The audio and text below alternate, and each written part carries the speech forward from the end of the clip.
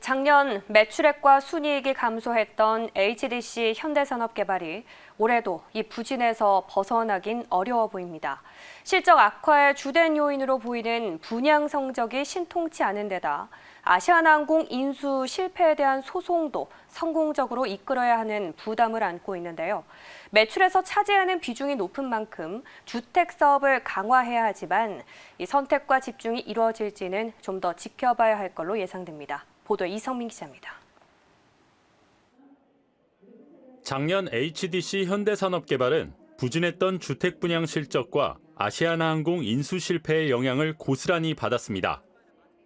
2020년 연결 기준 매출액은 3조 6,702억 원으로 전년보다 13% 감소했고 순이익은 2,202억 원으로 46.8% 감소했습니다.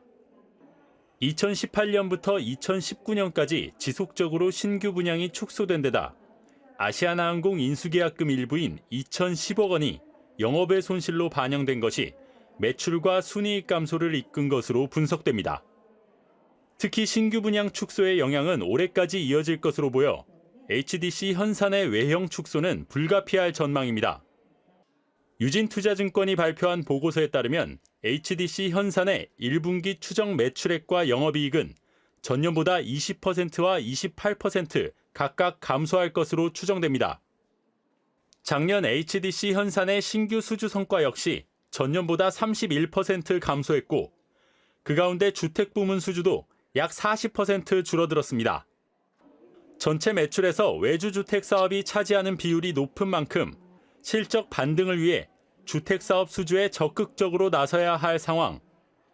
실제로 HDC 현산은 지난달 주주총회에서 현장 경험이 많은 하원기 상무를 사내이사로 선임했는데 이는 주택사업 전문성을 강화하기 위한 것으로 업계는 해석하고 있습니다. 또 최근 출시 20주년을 맞은 아이파크 로고 리뉴얼을 단행하며 브랜드 고급화에 공을 들이고 작년 12월에는 전담 조직을 신설하며 리모델링 사업으로도 발을 넓히고 있습니다. 하지만 전문가들은 올해 현산이 작년과 동일한 수준의 분양 목표를 잡은 만큼 다른 대형 건설사만큼의 주택 사업 성장은 힘들 것으로 전망하고 있습니다. 현산이 작년도랑 비슷하게 가이던스 제시한 걸로 알고 있거든요. 이제 올해 15,000세대 계획하고 있으니까 어떻게 보면 숫자적인 측면에서 놓고 보면 아무래도 타 대형 건설사들보다는 숫자가 좀 크게 늘어나지 않는 부분은 좀 아쉬워 보이긴 하고요.